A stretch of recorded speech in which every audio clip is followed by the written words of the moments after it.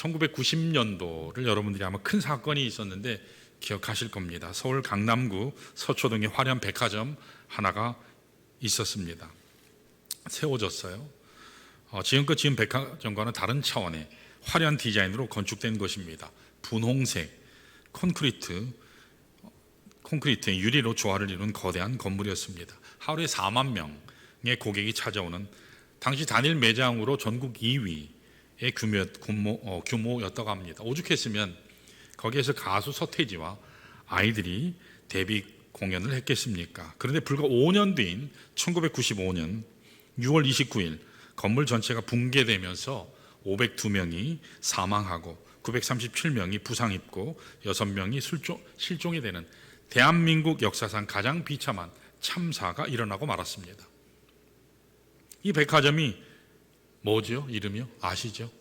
삼풍백화점이요. 그렇게 오래돼도 안 까먹었어요. 하도 충격을 받아서. 왜 그렇게 화려했던 건물이 이처럼 붕괴되고 말았을까요? 한마디로 요약하면 불법으로 지은 부실 공사 때문입니다. 더 정확하게 말하면 건물주가 가지고 있었던 지나친 탐욕과 욕심 또 욕망 때문이었습니다. 이 건물주가 처음에는 4층으로 설계된 이 백화점을 5층으로 바꾸고 말았습니다. 불법으로 그 위에다 지었어요. 콘크리트만, 이 철근을 넣지 않은 채 콘크리트만으로 증축을 했습니다. 순살 백화점이죠. 그리고 건물 옥상에는 적재하중에 4배가 되는 냉각수 탑을 그 위에 또 얹었습니다. 그러니까 무너지지 않을 수가 없는 거죠. 어떤 면에서는 이 건물을 완공했을 때부터 이미 무너지기 시작했다라고 하는 것이 더 정확할 것입니다. 여러분, 건축에 있어서 가장 중요한 게 뭐죠? 외형이 중요한가요? 컬러가 중요한가요? 아니요, 그건 중요하지 않아요. 기초가 중요해요. 건물의 기초와 구조가 튼튼해야 하는 겁니다. 아무리 그럴듯하게 잘 지어도 근본 구조가 부실하면 결국은 무너지게 돼 있습니다. 그런데 우리 인생도 마찬가지입니다. 외적인 화려함이나 규모가 중요한 것이 아니라 얼마나 믿음 안에서 진실하게, 성실하게 바르게 세우느냐, 이것이 우리 인생의 성패를 결정하는 것입니다. 특별히 하나님께서 보실 때 믿음으로 세운 그 인생의 건축이 돼야지 우리 인생의 열매도 맺고 하나님이 기뻐하시는 삶도 이룰 수 있는 것입니다. 잘못된 기준에 따라서 잘못된 방식으로 건축하게 되면 결국은 인생은 망가지게 되는 거죠. 방금 소개해드렸던 이 삼풍백화점, 이 주인 본인은 건물이 붕괴될 때 붕괴되기 17분 전에 빠져나왔습니다. 그 당시에 건물 안에 1,500명이 남아 있었는데 본인과 간부만 몰래 빠져나왔어요. 나중에 기자가 물었습니다. 건물 안에 분명히 많은 사람들이 있었는데 붕괴 조짐을 알면서도 어떻게 그 많은 사람들을 두고 나올 수 있었습니까? 그랬더니 그 회장이 하는 말이 설마 했죠. 그랬더니 기자가 또 묻습니다. 그런데 회장님은 왜 나오셨나요? 물었더니 혹시나 했죠. 그렇게 얘기를 하더래요. 여러분, 아무리 돈이 많고 세상을 움직일 위세로 큰 사업을 하면 뭘 합니까? 이러한 썩은 정신과 탐욕으로 이런 것으로는 결코 위대한 인생을 건축할 수가 없는 것이죠. 아름다운 삶의 유산을 남길 수가 없습니다. 이런 측면에서 여러분과 제가 인생이라는 집을 지을 때 바른 방법으로 바른 뜻을 향해 하나님 안에서 인생을 건축해야지 이 건축이 오래 지속되고 남기는 열매도 아름답게 되는 것입니다. 자, 여러분들은 과연 인생 집을 지금까지 건축해 오셨는데 잘 짓고 계세요? 여러분들은 바르게 잘 짓고 계십니까? 아름답게 짓고 계시는지 모르겠어요. 우리가 한 번밖에 살지 못하잖아요. 이 한 번밖에 살지 못하는 인생인데 후회하지 않는 인생을 건축하려면 과연 뭐가 필요할까? 오늘 본문을 통해서 함께 좀 나누길 원합니다. 자, 오늘 함께 읽은 본문 말씀을 보시면 하나님께 인정받는 건축이 어떤 것인가 여기 소개하고 있습니다. 자, 우리 다 같이 10절 한번 볼까요? 10절이요. 자, 앞부분만 한번 읽습니다. 시작. 내게 주신 하나님의 은혜를 따라 내가 지혜로운 건축자와 같이, 여기까지요. 여기 바울은 자신을 지금 지혜로운 자, 슬기로운 자, 지혜로운 건축자, 슬기로운 건축자라고 소개하고 있어요. 여러분, 여기서 지혜로운, 슬기로운 건축자를 헬라 단어로는 실제로 아키텍톤이라는 한 단어예요. 여기에 나온 영어가 아키텍트라고 하는 설계사라는 영어가 여기에서 나온 것입니다. 여러분, 설계사라고 하는 것은 오늘 현대사에서 건축의 제반적인 것을 디자인하고 도면을 그리는 사람, 이 사람을 아키텍트 그렇게 부르지 않습니까? 그러나 고대 사회에서는 좀 더 범위를 확장해서 건축을 총괄하는 그런 감독을 아키텍톤이라고 불렀어요. 설계만 하는 게 아니라 전체를 다 총괄하는 사람을 아키텍톤이라고 불렀어요. 그래서 많은 영어 성경은 이것을 wise builder 이렇게 번역을 해요. 그러니까 슬기로운, 지혜로운 건축자 그렇게 번역을 합니다. 또 많은 영어 성경 중에 일부는 master builder, 그러니까 총괄 건축자라고 그렇게 번역을 했어요. 여기 총괄 건축자라고 하는 말은 한마디로 얘기하면 최상의 건축가다 그 뜻입니다. 오늘 본문에서 사도 바울이 자신이 최상의 건축자 이 단어를 사용한 이유도 아마도 본인이 지금까지 하나님의 말씀을 전하고 복음을 전하고 수많은 교회를 개척해서 하나님의 나라를 확장해 나갔던 사실을 아마 강조하면서 이렇게 언급한 것 같아요. 실제로 바울은 어땠죠? 가는 곳마다 복음을 전했죠. 엄청나게 많은 하나님의 교회를 개척했습니다. 하나님 나라 사역을 건축했죠. 많은 열매를 남겼어요. 이와 같은 자신의 모습이 있었기 때문에 오늘 여기에서 여러분과 저에게도 동일한 모습으로 권면하고 도전하고 있는 겁니다. 여러분들도 총괄 건축가가 슬기로운 건축가가 되어서 하나님의 일을 잘 감당하십시오 이렇게 말하는 거예요. 그런데 여러분 그냥 거저 슬기로운 건축자 총괄 이 지혜로운 건축자가 될 수 있을까요? 그렇지 않아요. 자, 우리 10절 하반부를 한번 계속 볼까요? 자, 10절 하반부 같이 읽습니다. 시작. 그러나 각각 어떻게 그 위에 세울까를 조심할지니라. 다른 이가 그 위에 세우나 그러나 각각 어떻게 그 위에 세울까를 조심할지니라. 사도 바울이 먼저 건축가로서 많은 사역의 기반을 닦고 건축을 했는데 자기 이후에 올 사람, 그 올 사람 여기 직접적으로는 아볼로를 얘기할 수 있어요. 그러나 꼭 그렇게만 제한할 필요는 없고 바울 이후에 오는 모든 그리스도인들을 의미한다고 보는 것이 옳습니다. 앞으로 예수 믿고 그리스도의 삶에 사는 사람들은 다 집을 지어야 되는데 각각 그 위에 어떻게 세울지 무엇으로 세울지 조심해라 라고 말하고 있어요.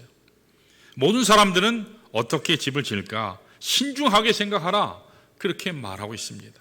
다른 말로 하면 마구잡이로 되는 대로 생각 없이 하지 말고 조심스럽게 해라.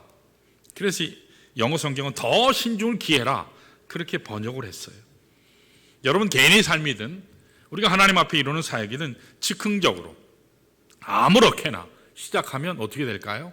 망하죠. 열매를 제대로 맺을 수 없습니다. 더 신중해야 돼요. 더 계획해야 합니다. 바른 방법으로 건축을 해야지 후회하지 않는다는 것입니다. 여러분 아시는 바대로 우리 인생은 한 번이죠. 그래서 한 번 살아보고 그 다음에 잘 살까 이런 게 없어요. 처음부터 잘해야 돼요. 잘해야 돼요. 한 번밖에 없으니까. 지나간 세월은 다시 돌아오지 않습니다.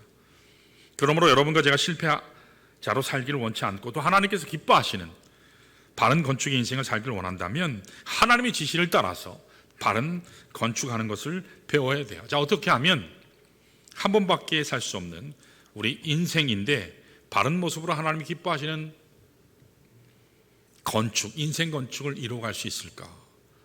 오늘 본문에 세 요소가 나와요.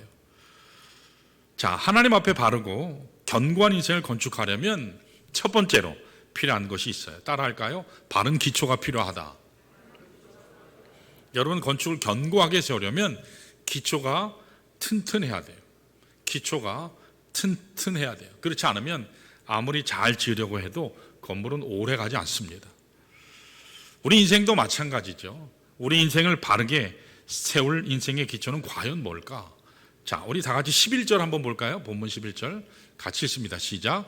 이 닦아둔 것 외에는 능히 다른 터를 닦아둘 자가 없으니 이 터는 곧 예수 그리스도라. 이 터가 누구라고요?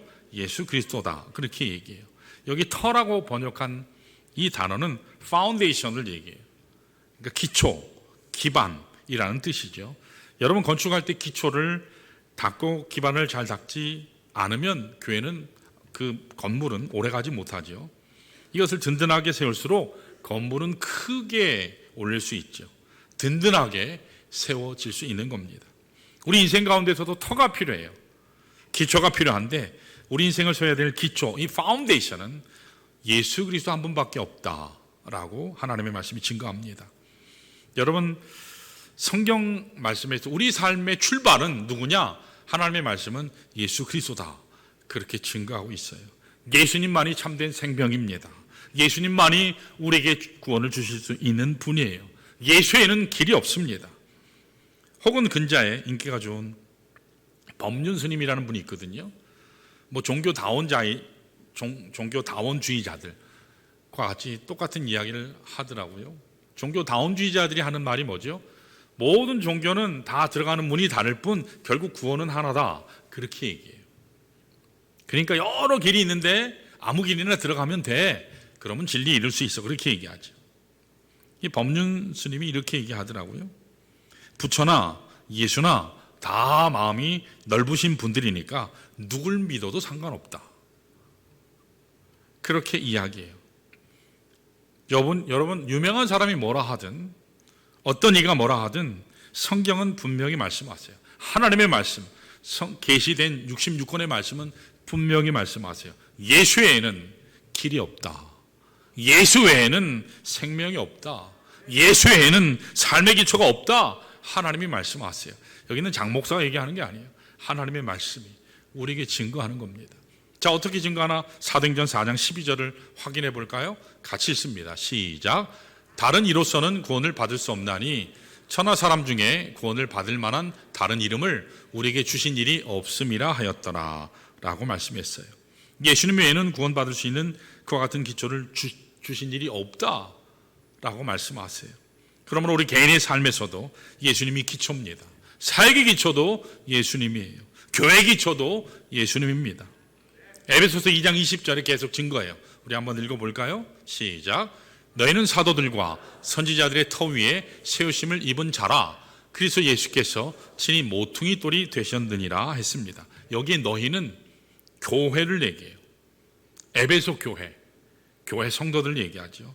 그리고 사도들과 선지자들의 터, 이것을 오해하시면 안 되는데 여기 사도들과 선지자들의 터, 이게 무슨 뜻이냐? 그럼 사람들 위해 교회가 세워졌습니까? 그 뜻이 아니고요. 사도들이 전한 복음, 예수께 전해받은 그들이 가지고 있는 그 복음, 선지자들이 외쳤던 예수 그리스도의 메시지, 이것이 여기 얘기하는 사도들과 선지자들의 터라는 말씀이에요.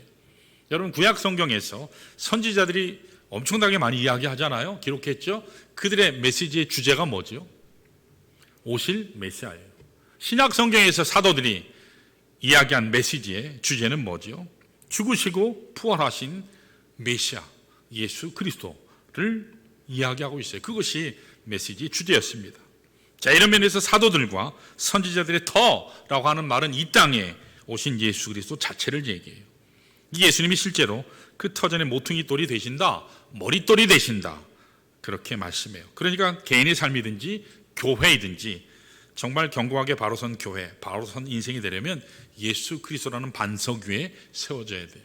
자, 그런데 많은 경우에 기초가 잘못돼서 문제가 생기는 경우가 많아요.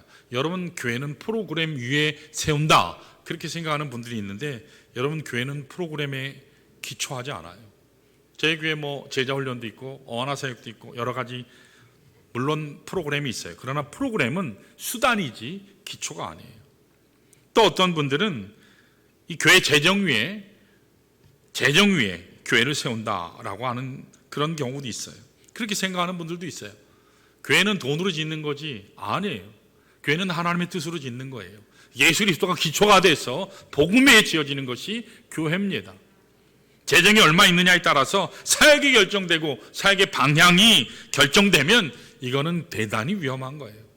교회는 하나님의 뜻으로 하나님이 머무는 곳, 하나님이 시선이 가는 곳, 그것을 향해서라면 재정이 어떻게 되든 해야 되는 거예요. 그러면 하나님께서 채워주십니다. 심지어는 사람 위에 교회를 세우는 모습도 있어요. 유명한 목사님 위에, 어떤 사람 위에, 특정한 사람 위에, 권력가 위에, 아니요, 그렇지 않습니다. 이것은 상당히 위험한 생각이죠. 왜냐하면 그 유명한 그 사람이, 힘 있는 그 사람이 넘어지면 교회 전체가 풍비박산 나기 때문에 그런 것이죠. 사랑하는 여러분, 교회는 진실로 교회다워지려면 복음 위에 세워져야 됩니다. 그리스도 위에 세워져야 돼요. 말씀 위에 세워져야 돼요. 성령 가운데 세워져야 합니다. 그때 우리의 삶이 견고해지는 겁니다. 내가 이끄는 것이 아니라 하나님의 말씀이, 그 말씀이 육신이 되어오신 그 예수가 교회를 이끄시는 거예요. 바람이 불지라도, 욕이 찾아온다 할지라도 그때 교회는 넘어지지 않아요. 우리의 가정도 마찬가지죠. 우리 자녀가 세상의 물질 가운데 세움받게 되고, 세상의 명성 가운데 세움받게 되고, 세상적인 어떤 탐욕 가운데 양육받게 되면 결국 우리 자녀들의 미래는요, 암울할 수밖에 없죠. 여러분 드라마 중에 스카이 캐슬을 기억하실 거예요. 2018년 11월 23일부터 2019년 2월 1일까지 방영한 금토 드라마였어요. 원래는 이게 16부작으로 예정이 됐었는데, 우리 한국 사람들은 시청자가 작가잖아요. 그래서 20회로 늘려라 그래가지고 원래는 16회였는데 20회로 늘렸어요. 그 주인공은 죽여라, 뭐 살려라, 뭐 작가가 다 되잖아요. 그럼 시청률을 위해서는 작가들이 다 자기가 원래 했던 거에 뒤집어서 하잖아요. 시청률이 26.8%까지 올라갔다고 하니까 경이로운 드라마였습니다. 이게 공중파가 아니고 JTBC였는데, 심지어 20회 마지막 회가 끝났을 때 청와대 청원실에 20회 내용을 바꿔달라라는 청원서가 올라갈 정도로 아주 대한민국에만 있는 특별한 그런 일이 있었습니다. 내용이 이런 것입니다. 대한민국 0.1% 상위 사람들, 그들이 산다는 곳이 스카이 캐슬입니다. 그래서 거기에는 인류학교, 재벌들, 의사들, 변호사들, 교수들, 이런 사람들이 모여 사는 곳입니다. 거기에서 벌어지는 욕망과 암투를 다룬 드라마였죠. 자, 그런데 그 드라마를 쭉 보면 등장하는 용어 중에 자기들이 사는 그곳을 이렇게 묘사했어요. 우리가 사는 여기는 지옥불이다. 지옥불이다. 진짜 그랬나요? 한번 확인해 보세요. 처음부터 끝까지 다 보셔야 될 거예요. 여러분, 여기 스카이캐슬은 다 불화하는 곳이죠. 거기만 들어가면 나의 행복이 인정되고, 거기만 들어가면 내 삶이 성공하고, 거기에만 들어가면 나도 인류 상위 그룹에 사는 사람이 되고, 우리 자녀들도 성공의 삶이 보장돼. 다 들어가고 싶어서 안달인 곳인데 막상 들어가 보니까 지옥불이더라 라는 것입니다. 여러분, 오늘 여러분과 제가 이 세상이 어떤 곳인지를 잘 아셔야 돼요. 잘 아셔야 돼요. 세상의 영광이 얼마나 험한지를 여러분 아셔야 돼요. 여러분, 세상이 나를 지켜주지 못해요. 학벌이, 재벌이, 나의 재력이 나를 지켜주시는 것이 아닙니다. 오직 살아계신 예수 그리스도만이 우리를 지켜주시는 줄로 믿습니다. 우리의 삶이 그리스도 반석 위에 세워져야지 바로 서는 것입니다. 우리 자녀의 삶이 예수를 믿는 믿음 위에 설 때 우리 자녀들이 바로 살 수 있어요. 견고해지는 인생을 살아갈 수 있습니다. 자, 이와 같이 여러분과 제가 정말 튼튼한 인생 건축을 세우기를 소원하면 그 기초가 뭐가 돼야 돼요? 예수 그리스도가 돼야 돼요. 자, 두 번째로 하나님 앞에서 바르고 견고한 인생을 건축하려면 두 번째도 뭐가 필요한가? 따라할까요? 바른 재료가 필요하다. 여러분, 우리가 건물을 지으려면 재료를 사용해야 되지 않습니까? 근데 어떤 재료를 사용해서 짓느냐, 여기에 따라서 건물의 가치가 달라져요. 건물의 아름다움이 달라지는 것입니다. 자, 우리 다 같이 12절을 한번 볼까요? 오늘 사도 바울은 6가지 재료를 거기 이야기해요. 자, 같이 읽습니다. 시작.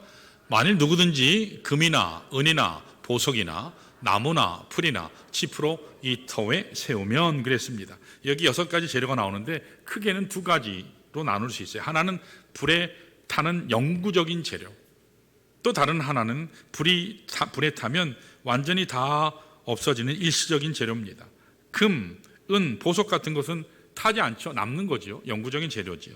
나무풀 지푸라기는요, 금세 타버리니까 일시적인 재료죠.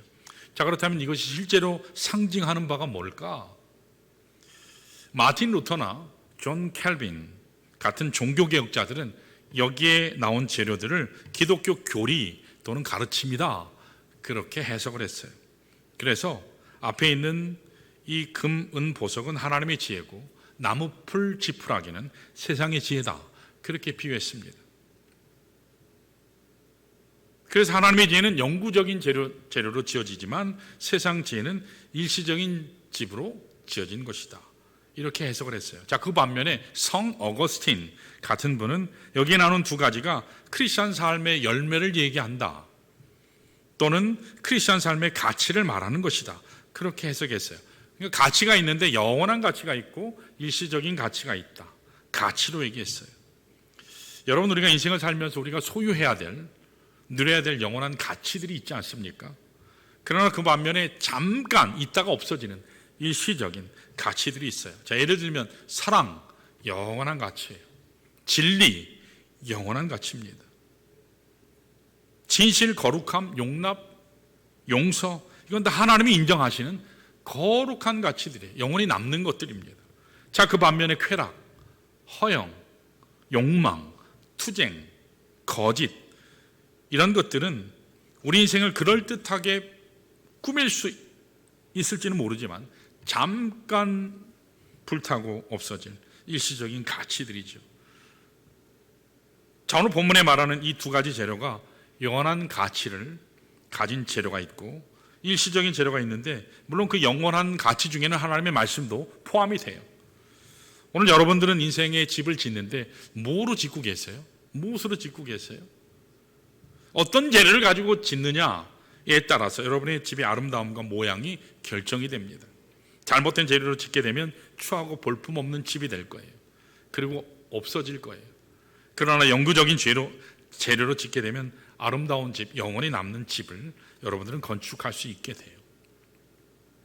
제가 결혼 주례를 이제 여러 번 해보면서 결혼 주례를 할 때 꼭 제가 얘기하는 인생의 단계, 4단계에 대해서 얘기를 해요. 처음 남녀가 만날 때는 너무너무 좋죠. 황홀기예요. 콩깍지가 껴서 뭘 해도 멋있고 뭘 해도 예쁘죠. 그러셨었죠. 기억도 하기 싫으세요. 이 콩깍지 시절이 있어요. 자, 그런데 이게 2년간의 사랑의 화학 작용이라는 것은 그 유통기간이 2년이 안 돼요. 2년이 되면 콩깍지가 이렇게 벗어지면서 내가 그때 미쳤지, 내가 왜 저 인간을 선택했지, 내가 왜 저 여자를 선택했지, 실망기가 다가와요. 그래서 서로가 아는 척도 안 하고 막 쌩쌩거리고 그래요. 그런데 아이들이 자라고 또 시간이 지나면서 세 번째 단계는 각성기가 오거든요. 아, 내가 도저히 이렇게 살면 안 되겠구나, 제대로 잘 살아야지, 이러다가 내 가정이 깨지지, 내 자식이 깨지지, 내 인생이 망가지지. 그러면서 사람이 각성을 하기 시작해요. 그러면서 인생을 살면서 15년, 20년 이제 넘어가면 그때부터는 성숙기로 들어가요. 여러분, 황혼이혼이 20년 지나서부터 황혼이혼이죠. 그래서 그때부터는요, 친구 사이가 돼요. 연인 사이가 돼요. 눈빛만 봐도 알죠. 지금 스트레스 받았다, 어쨌다. 어떤 분은 숨 쉬는 공기만, 숨소리만 들어도 안다 그러고, 지나가는 공기 그것만 느껴도 지금 상태가 어떤지 안다고 그렇게 얘기하는 분도 있어요. 여러분, 그런데 우리가 처음에 너 없이는 못 살아, 그러다가 나중에 지나갈 때는 어떻죠? 야, 내가 왜 쟤랑 사나? 근데 나중에는 가엾어서 서로 불쌍해서 산다, 그렇게 얘기하시잖아요. 여러분, 살아보니까 어떠세요? 완벽한 사람 없죠. 100점짜리 없습니다. 다 모질라요. 다 부족해요. 모자람이 충만해요. 그렇기 때문에 인내가 필요해요. 한번 이야기해 볼까요? 같이. 인내합시다. 인내합시다. 인내합시다. 자, 사랑합시다. 사랑합시다. 예, 사랑이 필요해요. 다 우리는 하자 많아요. 아무리 돈이 많고 다른 것이 많아도 그런데 사랑이 딱 빠져버리면 그 가정은 핍절하게 돼요. 황폐하게 돼요. 사실 우리 인생을 정말 아름답게 만드는 것 중에 가장 귀한 것은 사랑이에요. 그 사랑은 노력해야 돼요. 저절로 안 되잖아요. 그렇죠?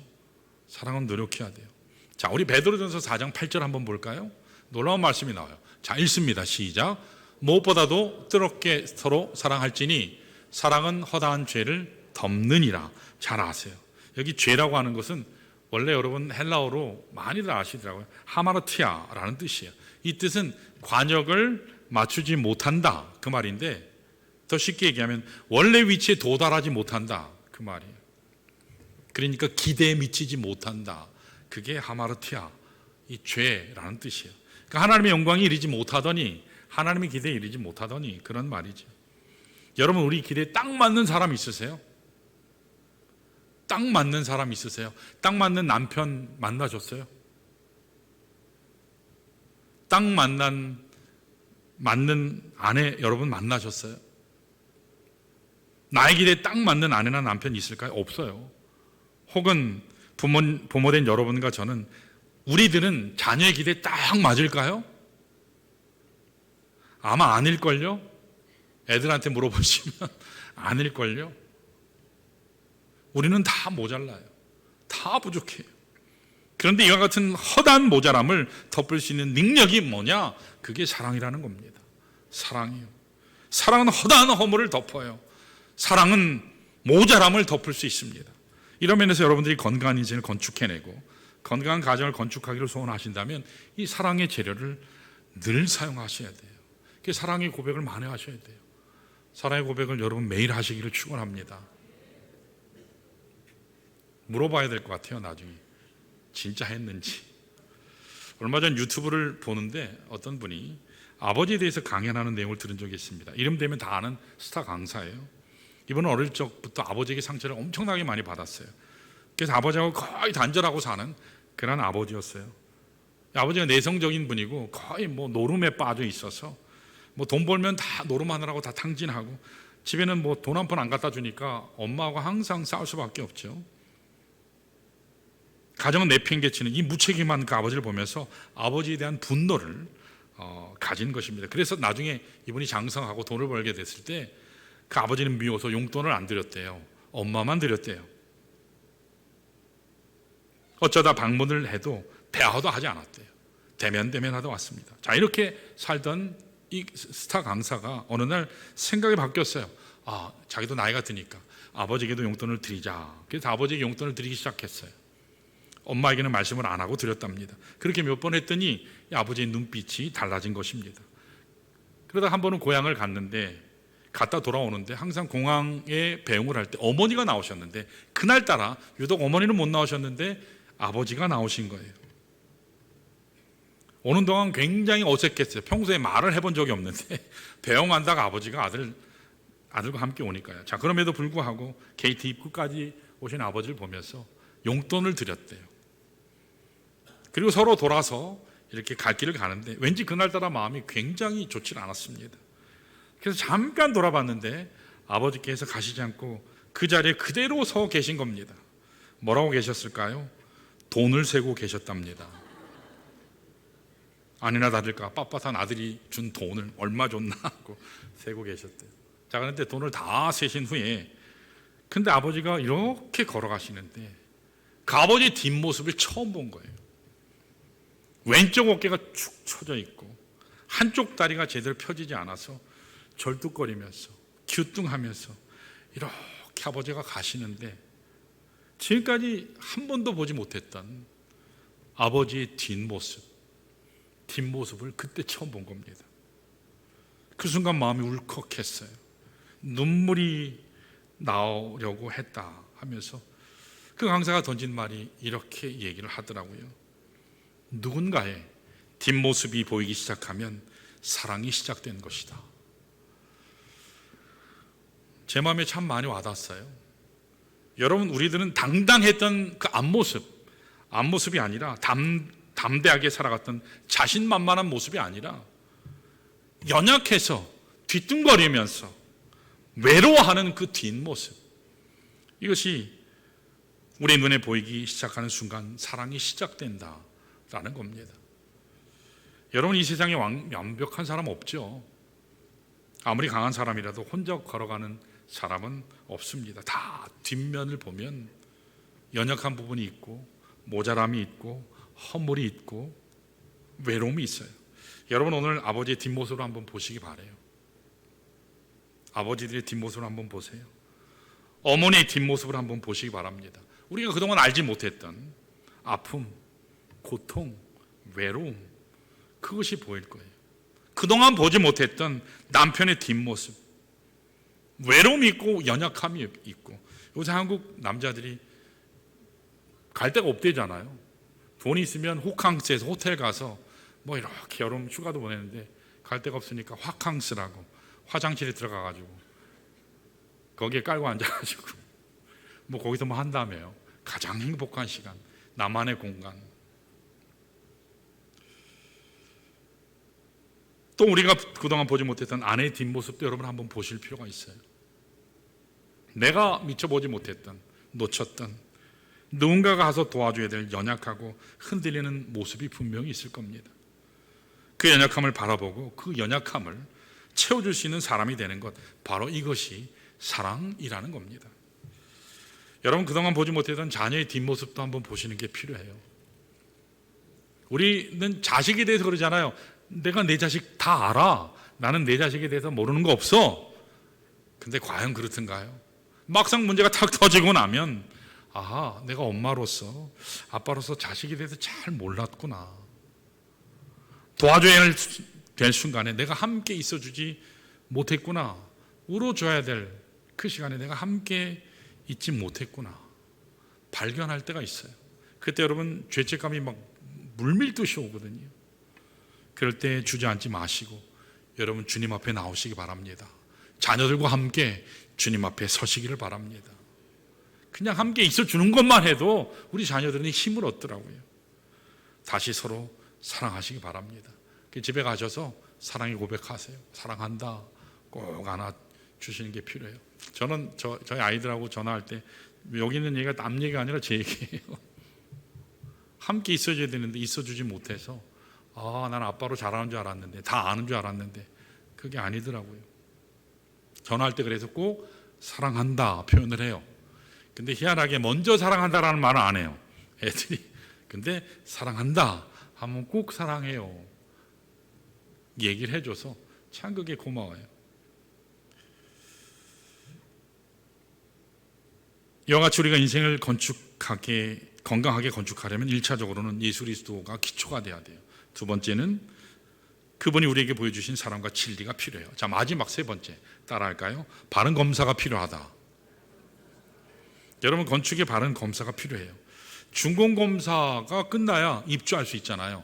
준공검사 못하면 여러분 들어오면 불법이죠. 준공검사를 할 때 도면대로 바로 지었는지 바른 자재가 사용됐는지 다 검사하지 않습니까? 그리고 나서 오케이, 감독관이 오케이 해야 건물 안으로 들어와서 사용할 수가 있습니다. 우리 인생의 건축도 마찬가지예요. 누가 우리 인생의 준공검사장이실까요? 하나님이세요. 하나님이 최종 검사자가 되세요. 자, 우리 13절 한번 볼까요? 13절이 그 내용이에요. 읽습니다. 시작. 각 사람의 공적이 나타날 터인데 그날의 공적을 밝히리니 이는 불로 나타내고 그 불이 각 사람의 공적이 어떠한 것을 시험할 것임이라 그랬습니다. 여기 공적이라고 하는 것은 우리가 이 세상에 살아서 맺었던 삶의 결실, 또 공로, 또 삶의 열매들, 그것을 여기에서는 공적 그렇게 얘기하는 거예요. 여기 그날이라고 하는 단어가 나오는데 그날은 이날은 심판의 날을 얘기해요. 주님 다시 오셔서 예수 그리스도 앞에 서는 그날을 얘기합니다. 그러니까 우리 인생은 그냥 그대로 흘러가는 것이 아니라 결국 결산의 날이 있다라는 말이죠. 자, 우리 14절 계속 한번 볼까요? 14절 같이 읽습니다. 시작. 만일 누구든지 그 위에 세운 공적이 그대로 있으면 상을 받고 그랬습니다.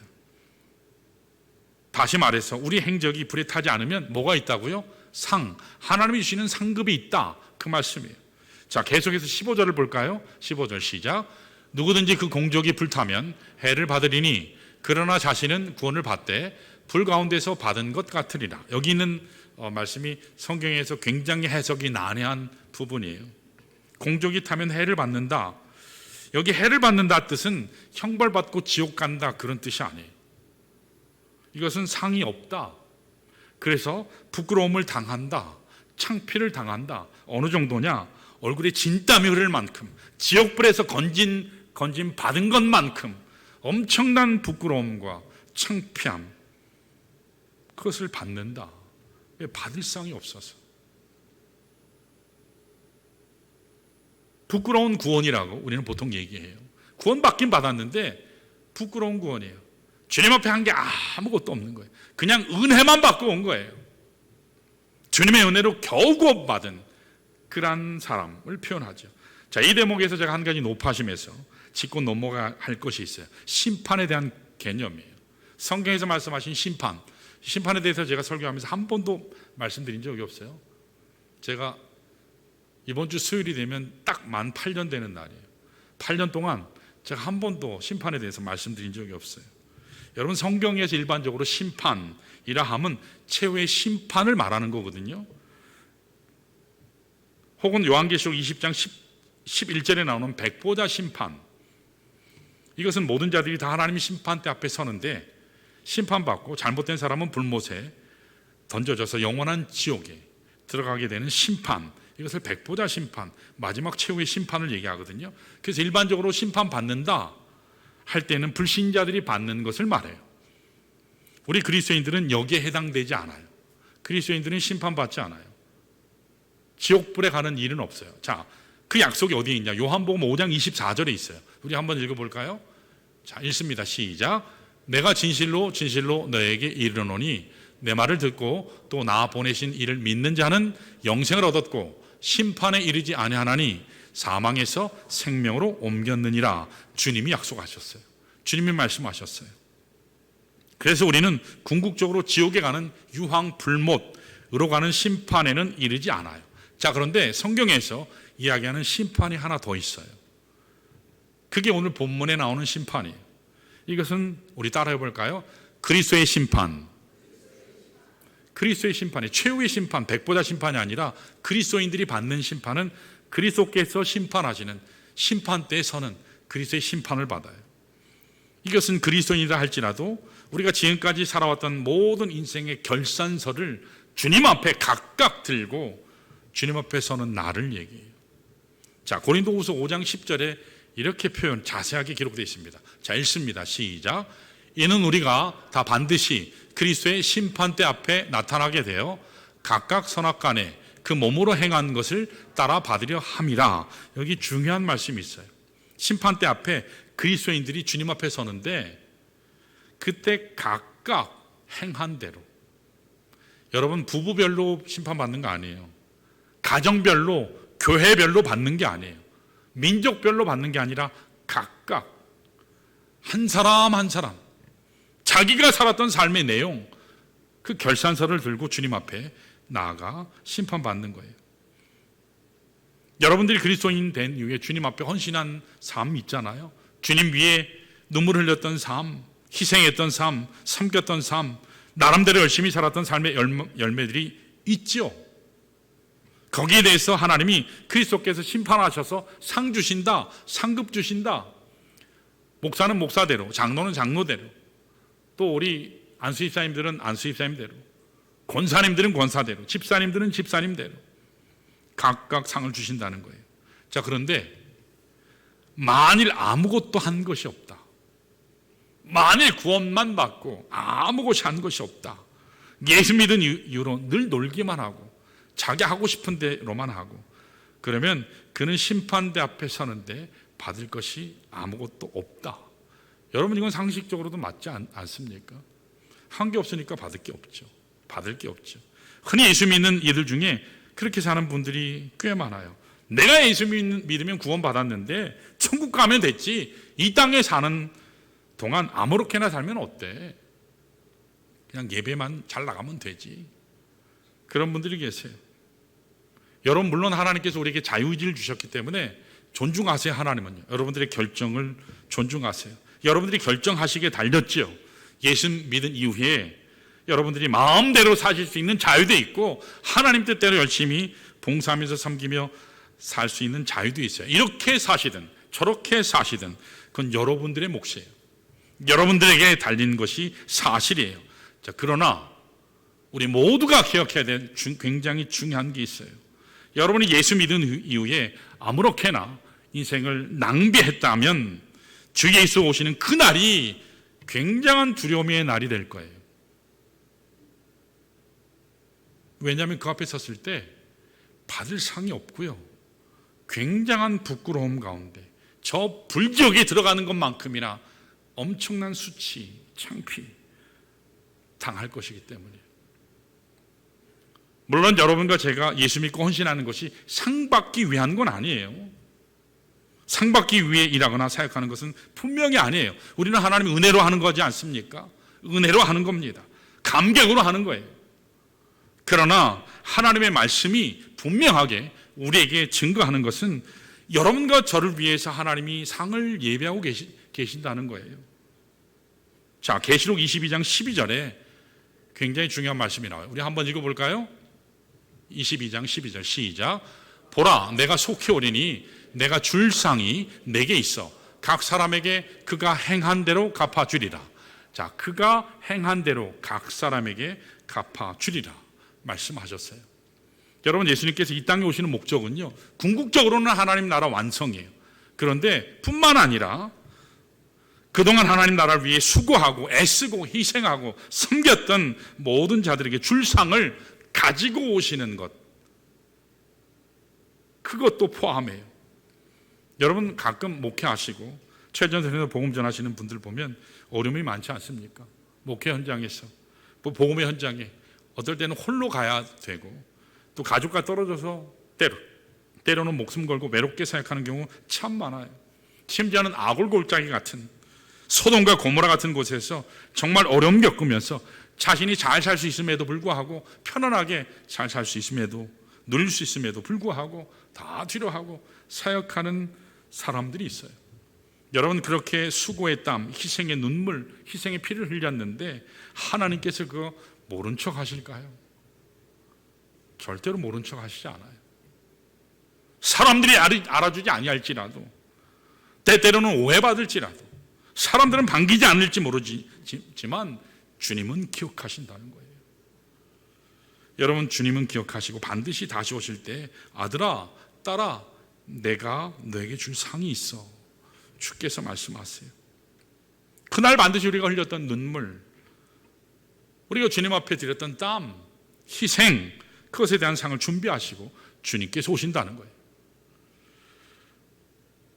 여러분, 알지 못하는 희생, 수고하며 사역하는 분들이 이 자리에도 계세요. 지구부에서 구역장님들, 지역장님들, 부구역장님으로, 또 학생부 교사, 청년부 리더로, 주일학교 교사로, 어한학 교사로, 유치부 교사로, 재정부로, 또 시설관리로, 주차 차량 봉사로, 찬양사역으로, 영상사역으로, 안내사역으로, 수많은 사역들을 하세요. 여러분, 때때로 피곤하고 힘들고 낙심할 수 있거든요. 그러나 여러분, 주님이 기억하세요. 주님이 갚아주십니다. 그날을 여러분 기억하시면서 주님 앞에 승리하시기를 축원합니다. 제가 간증 하나 하고 마치겠습니다. 데이빗 시드렛이라는 선교사님이 계셨어요. 이분은 원래 캐나다에서 약국을 운영하는 약사였습니다. 약사들이 수입이 꽤 많아요. 그렇죠?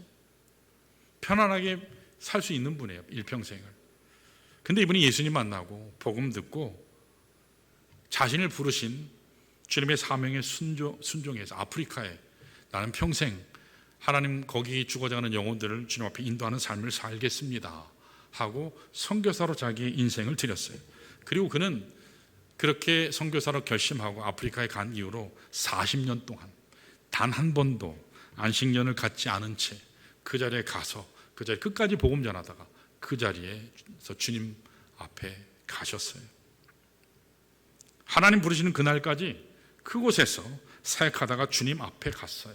인터컵처럼 몇 주 잠깐 갔다가 왔다 그런 거 아니에요. 가도 자랑이 없었어요. 개 말년에 누군가 물었습니다. 선교사님, 왜 당신은 다른 사람들처럼 편하게 사실 수 있었는데, 달리 살 수 있었는데 왜 이렇게 사십니까?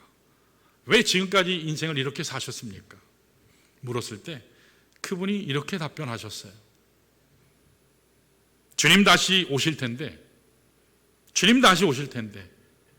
제가 어찌 안락 의자에 앉아서 주님 맞이할 수 있겠습니까? 저는 주님 오실 때 일어나 반갑게 그분을 맞이하고 싶기 때문에 현재 나의 삶을 그분께 드리고 선교하며 이 지역에 없는 지역교회를 세우고 영혼을 구원하는 사명 위에서 나는 즐겁게 살아왔습니다. 그렇게 고백을 했어요. 사랑하는 여러분, 오늘 여러분과 저의 참된 가치가 어디에 있을까요? 이 세상에 영광이 있나요? 이 세상에 물질에 있나요? 이 세상에 권세에 있을까요? 물론 그것도 가치 있을 수도 있죠. 그러나 그것은 다 지나가는 거예요. 다 사라지는 것입니다. 그 어느 것도 그 어떤 한 가지도 영원히 남지 않습니다. 정말 영원토록 남는 가치는 내가 주님 위에 드렸던 시간, 물질, 내가 주님 위에 드렸던 생명, 나의 삶의 열매만이 영원토록 남는 것입니다. 오늘 여러분 한 분 한 분이 그 열매를 잘 준비하시고 그 열매를 위해 달려가시기를 축원합니다. 이것만이 우리가 하루를 살아도 후회 없이 우리 인생 건축 잘 할 수 있는 이유가 돼요. 살면서도 가치 있게 살 수 있는 유일한 길인 줄로 믿습니다. 이 시간에 우리 다 같이 일어나셔서 우리 하나님의 부르심, 아까 처음에도 여러분 찬양하셨죠? 주님이 부르시는 그 부르심에는 후회함이 없어요. 하나님, 내가 주님 앞에 후회 없는 인생 건축 지혜롭게 슬기롭게 잘 할 수 있도록 하나님 나를 사용하옵소서, 나를 도우시옵소서. 그 같은 마음으로 우리 2시간 이 두 손 들고 우리 찬양하시고 우리 배기도 하겠습니다.